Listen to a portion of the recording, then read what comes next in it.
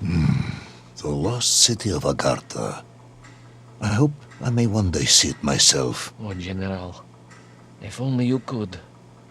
Unfortunately, as I shall explain, should you seek Agartha now, you wouldn't find it.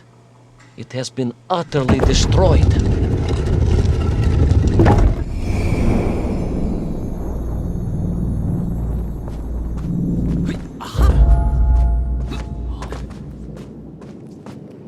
Utterly destroyed? Utterly, General. A tragic loss. A convenient loss. I imagine archaeologists weeping as I tell you.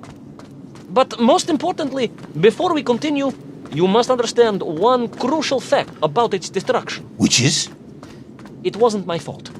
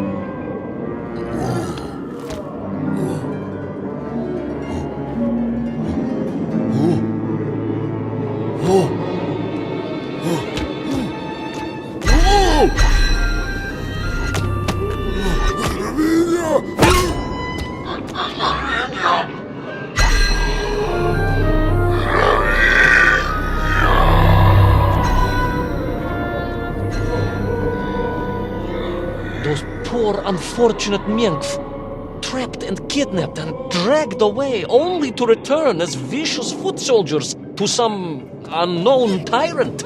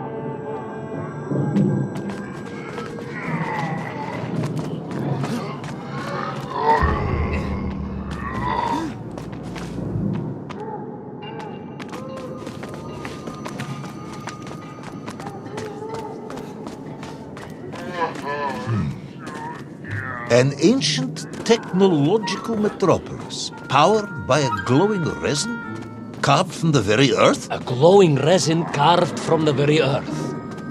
You see, General, I fear you are about to enlighten me.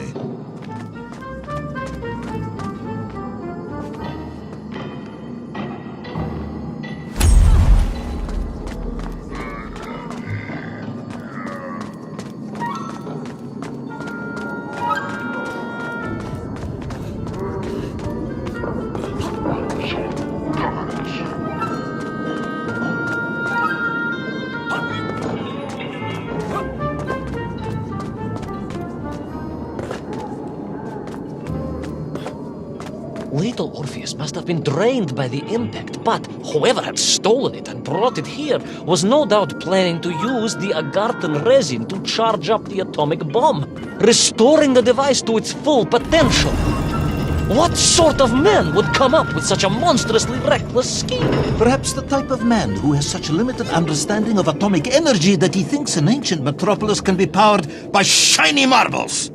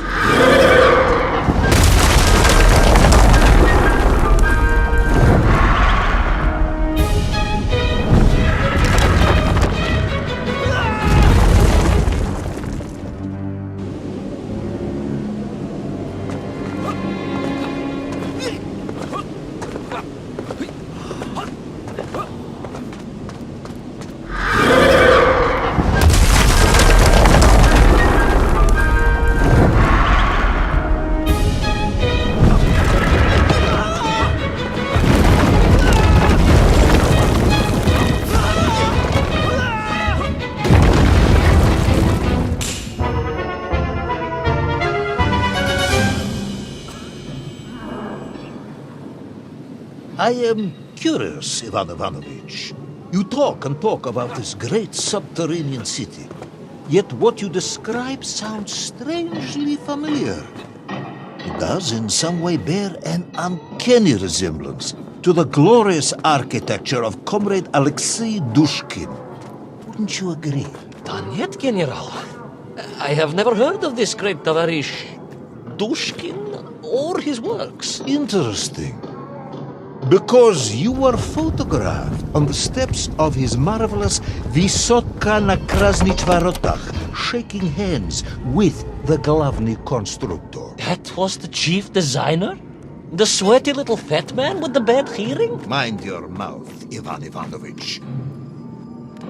And don't think you can distract me by slandering one of the great visionaries of our time. Without him, neither of us would be sitting here now. I must remember to thank him for that, General.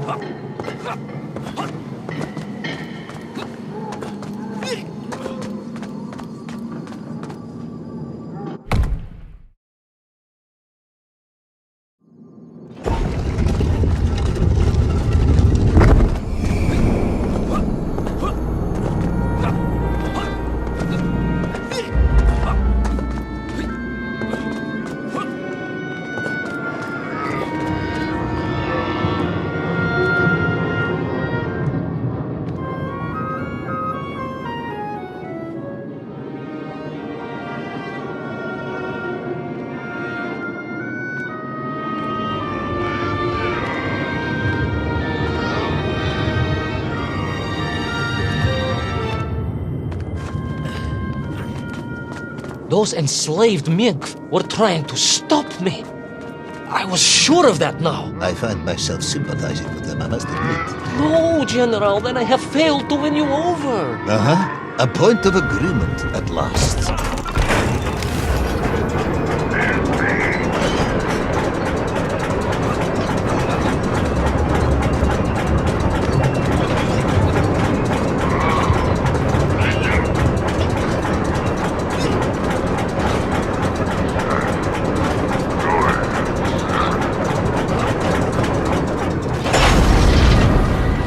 Again, General.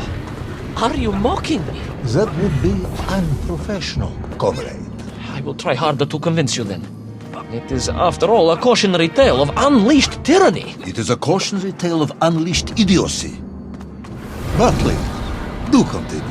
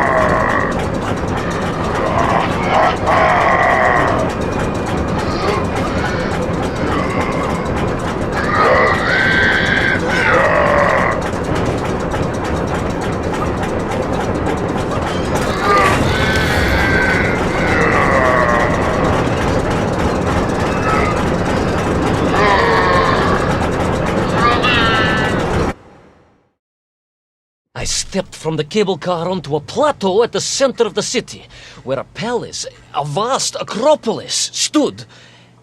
I was reminded of Chelyabinsk Sorok. May I ask how you know of Chelyabinsk Sorok? My Aunt Masha was a traveling tinker who married a beef investigator from Zlatoust. She told me of a secret but wonderful city in the west. An edifice of sheer power, humbly serving the will and needs of the people. Yes, unfortunately, that story didn't end so well. No. That's what Auntie Marcia told me. And perhaps that is why I was also reminded of it. Because the moment I touched the floor in that place, I could tell something was very, very wrong.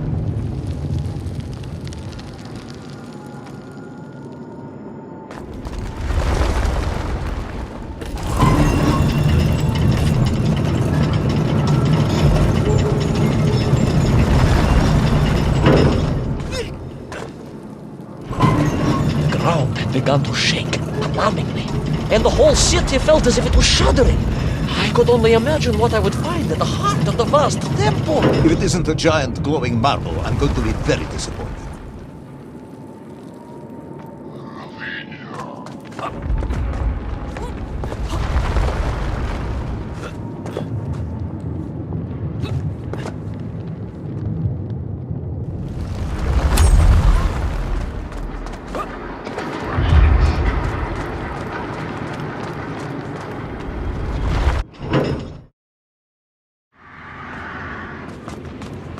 A huge resin sphere that overshadowed all of the others. I caught glimpses through the twisted architecture. And it was then I saw him. Him? The thief, the enslaver, the tyrant, sucking the power from this wondrous city as he drained the very lifeblood of the ancient civilization and drew it into the atomic embrace of little Orpheus. With a song in my heart, I raced onwards to stop him.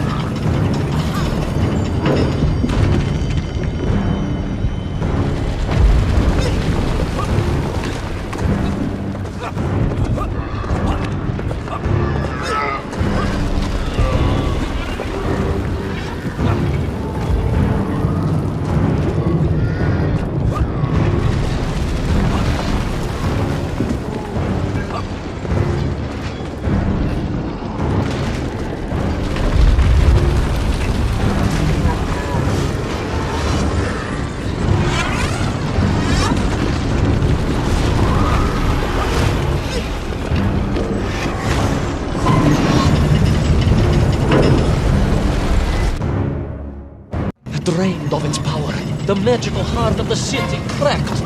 It sent shockwaves through the world around me.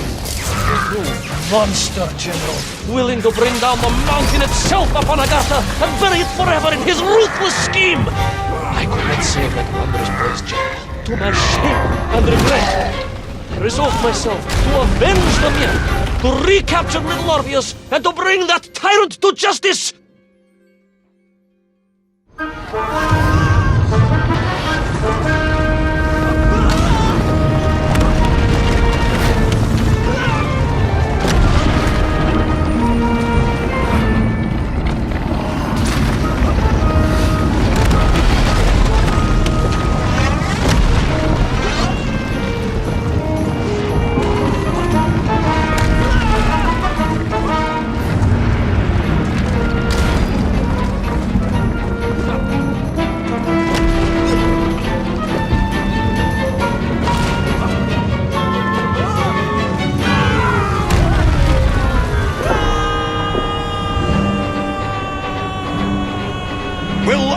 Yet careless hero fall forever through those unknown skies? Will he discover the identity of the brutal thief commanding the army of the Menkth? What chance does he have of ever returning to his beloved homeland? How long can the general's patience last? All of these questions and more will definitely be answered in the next exciting episode of Little Orpheus!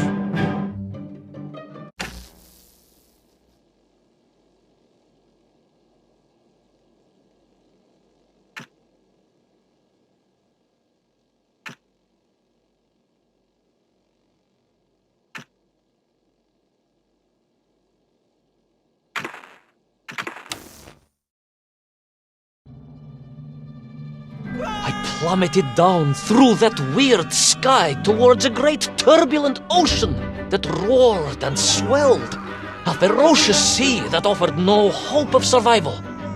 I thought of home and wept, unaware that in an instant my fortunes would be changed by an event so bizarre I almost hesitate to tell you. And it happened like this.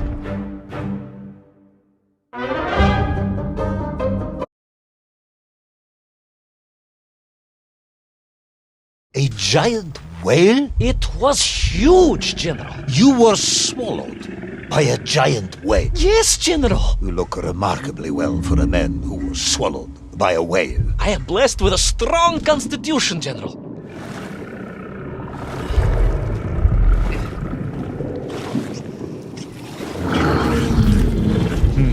And I assume you are now going to tell me how you managed to escape from the belly of this giant whale. Naturally, General. And I must say, it really was a fascinating glimpse into the interior life of one of our world's most magnificent beasts. I consider myself a wiser man after this experience.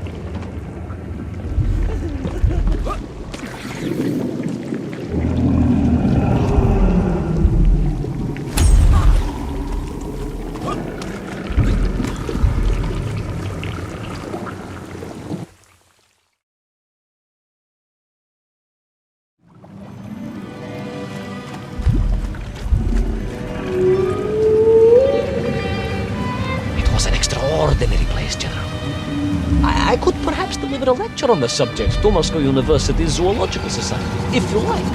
I only want to help. The Moscow University Zoological Society has, I suspect, better things to do than listen to the ramblings of a man who claims he was swallowed by a whale.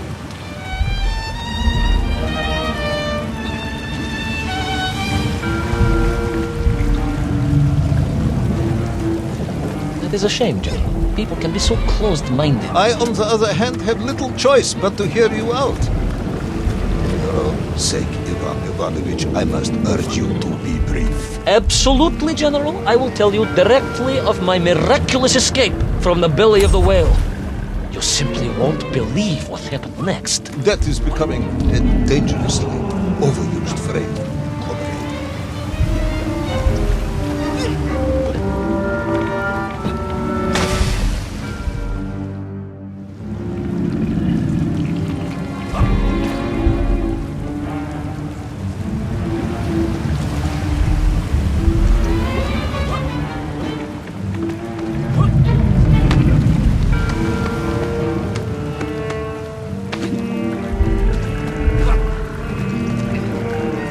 so I found myself deep within the whale's organs.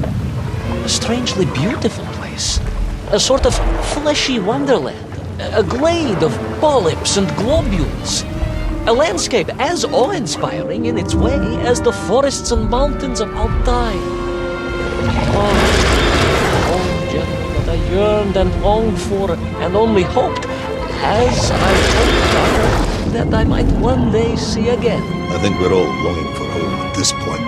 Oh, with warm slippers, a mug of steaming spitzin, and a roaring fire. Not far from home, trapped inside a monstrous fish with only the strange and evil-looking worms that infested its gut for company. With only one's dedication to one's country and mission to keep one from falling into despair. But no, General, I could not. I had to escape, to find little Orpheus and my way back to the surface and home.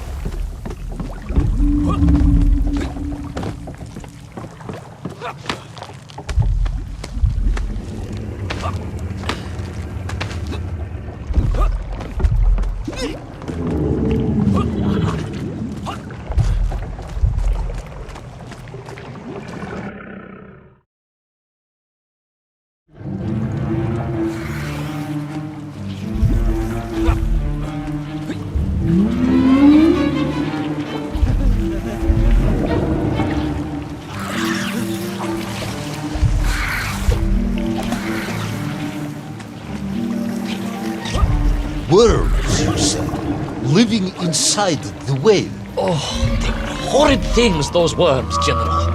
And most unwelcome, I would say. Parasites. And I had no idea just how rampant their infestation was, nor of the tremendous sizes they could grow to. At that point, my thoughts were only of escape. And I had a plan. Yes, I'm sure you did.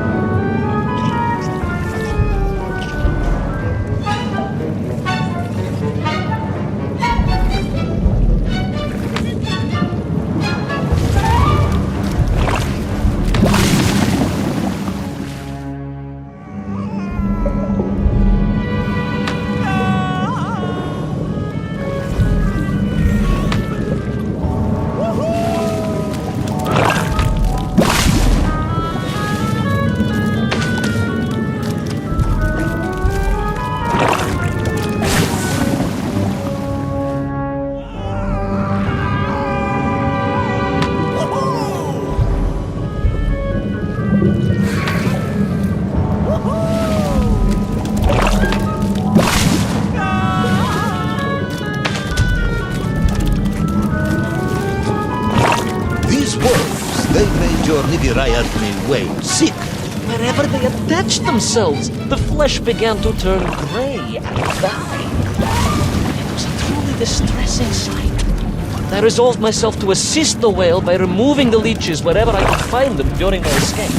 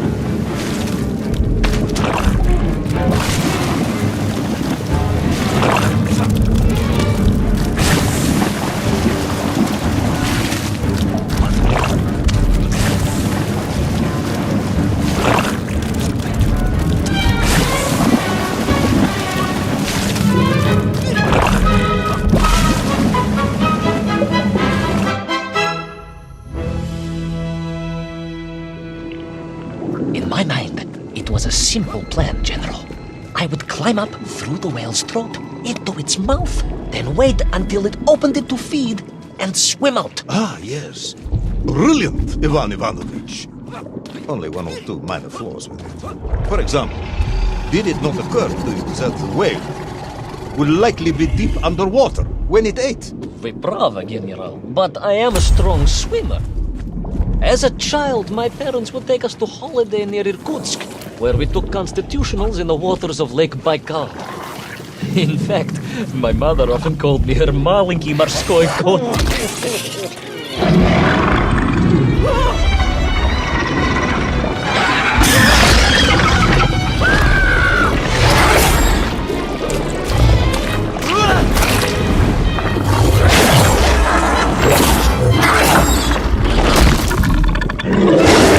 A giant worm for a giant whale, huh?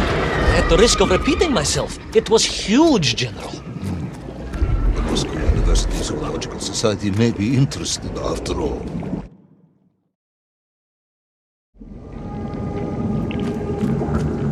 Let us take a moment, Ivan Ivanovich. Your ridiculous plan to escape through the mouth of the whale failing, you would now have me believe you had embarked on some misguided crusade to free it of the worm infestation. To what end, exactly? When one suffers, we all suffer, General.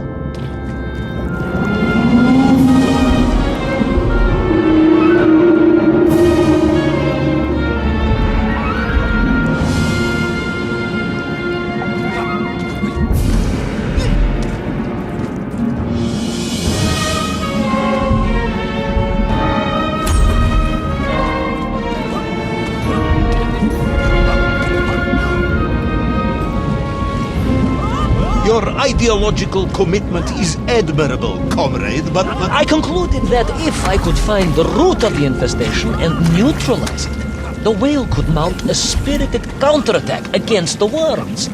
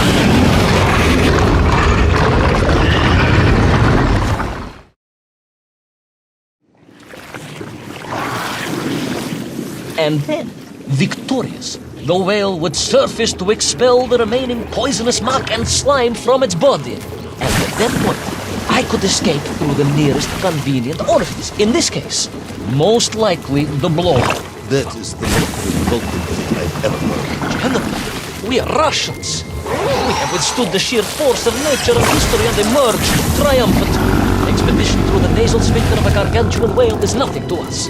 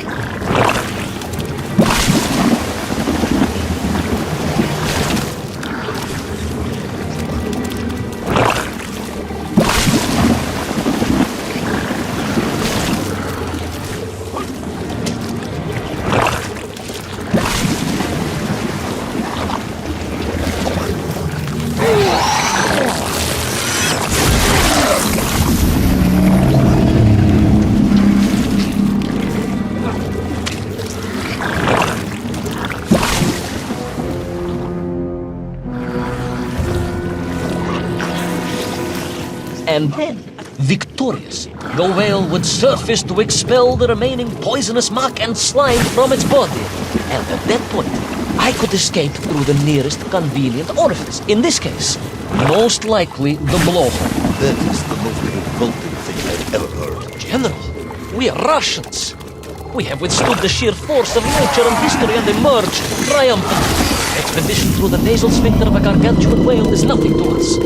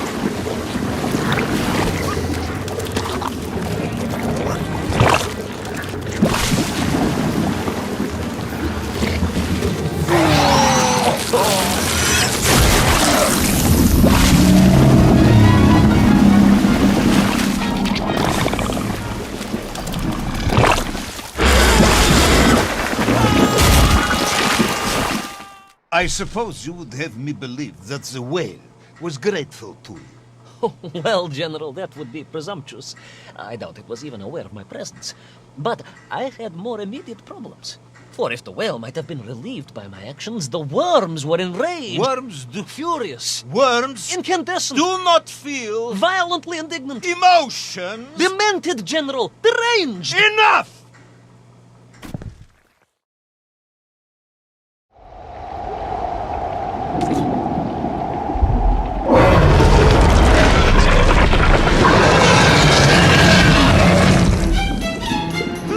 Where is little Orpheus? Where is my bomb? Unless you are trying to tell me the whale smoked that as well. No, it did not, General. That would be absurd. No, Ivan Ivanovich, you are absurd. Your story is absurd. This whole ridiculous fairy tale is absurd.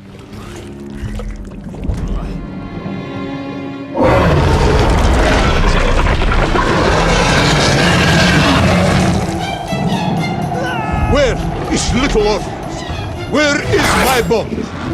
unless you're trying to tell me the whale swallowed that as well. No, it did not, General. That would be absurd. No, Ivan Ivanovich, you are absurd. Your story is absurd. This whole ridiculous fairy tale is absurd.